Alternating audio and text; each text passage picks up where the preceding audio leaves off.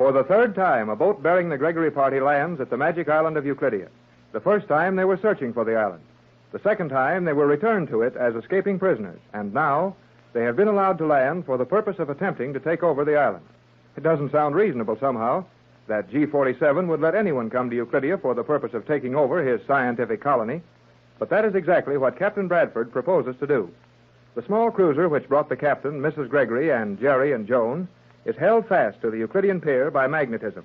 There is no sound to be heard over the entire island. Well, this blame place has got another one of its noiseless days. It would seem so, Jerry. It's mighty weird at that. It is a terrible place, Captain Bradford, and I am not at all sure we acted wisely in returning to Euclidia. Oh, forget that, Joan. We had to do something, didn't we?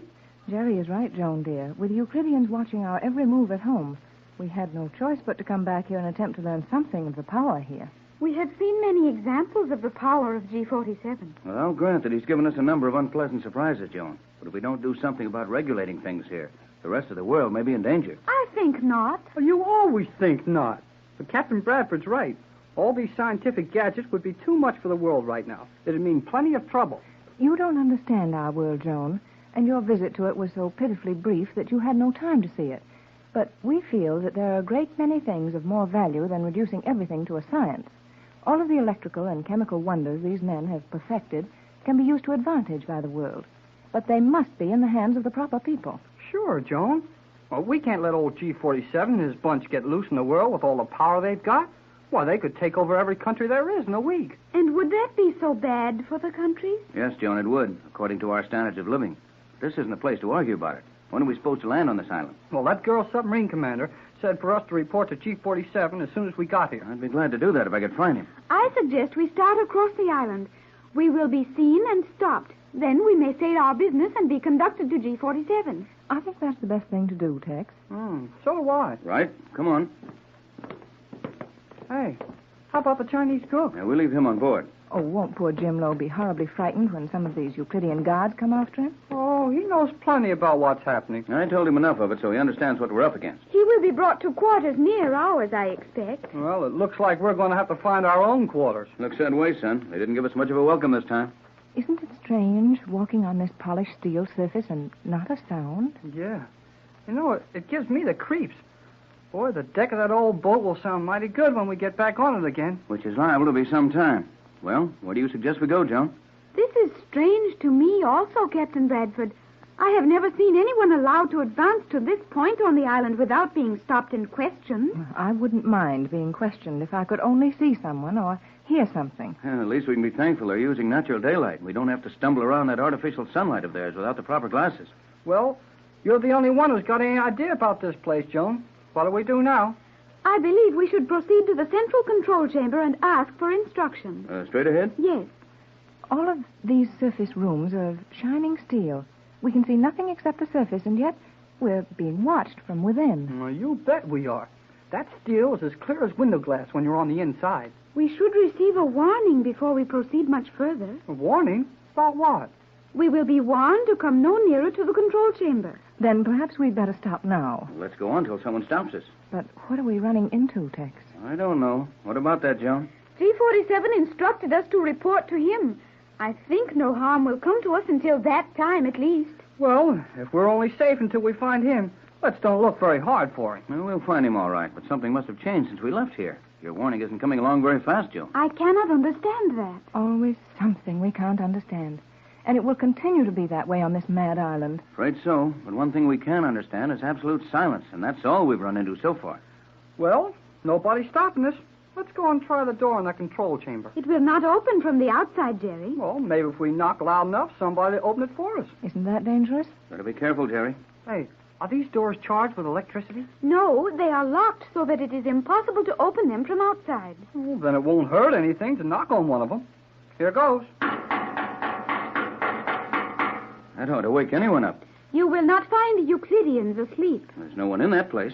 Perhaps this is a trick. Oh, what for? Well, I don't know, Jerry, but it's very easy to suspect everything on this island. Maybe you didn't knock hard enough. Oh, gee, you could hear that noise all over the island. Out here, yes, but if that room is soundproof, they may not have heard it inside. I'll try it again.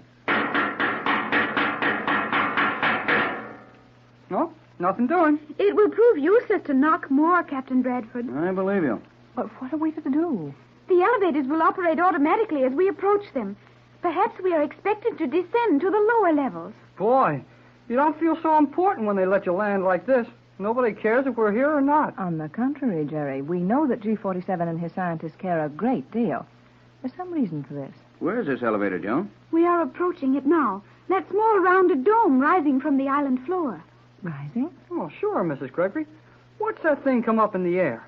Why, so it is, but how? The elevator is electrically controlled. I understand that, Joan. Most elevators run electrically.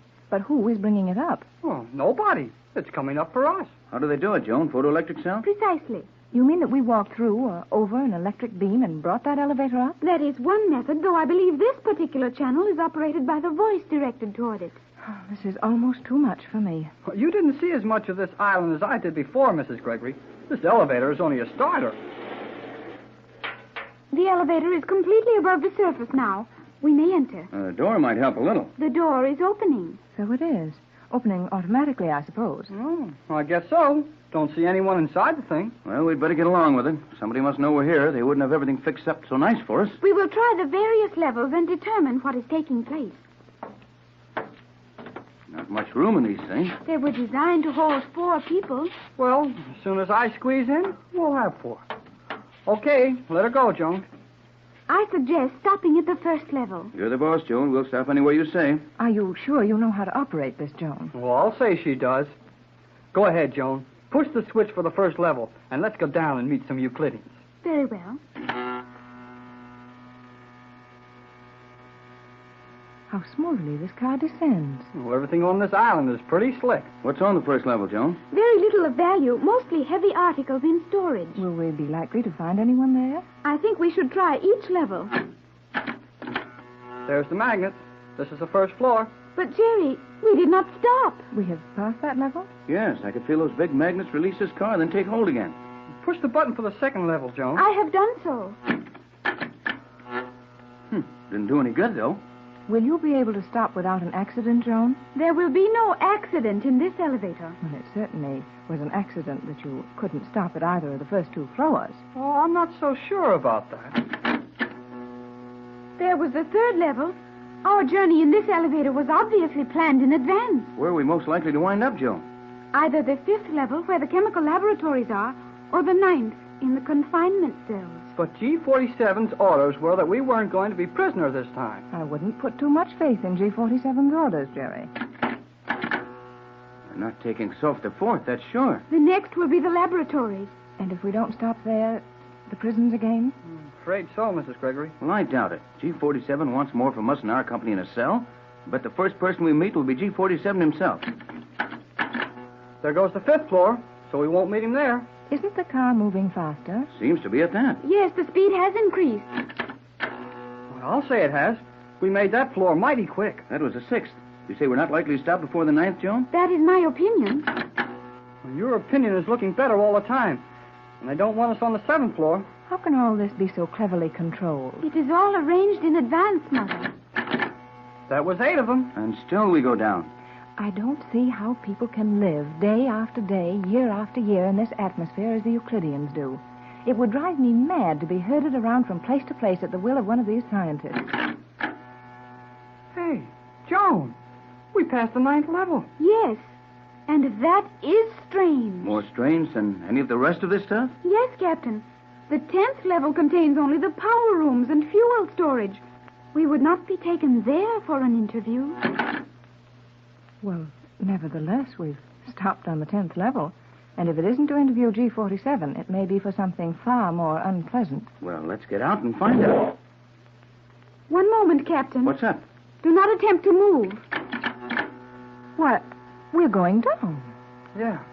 And I thought the 10th floor was the bottom. Joan, you look as lost as the rest of us now. I suppose I do. I can only speculate as to what is happening. Then speculate out loud. We've already gone through the floor.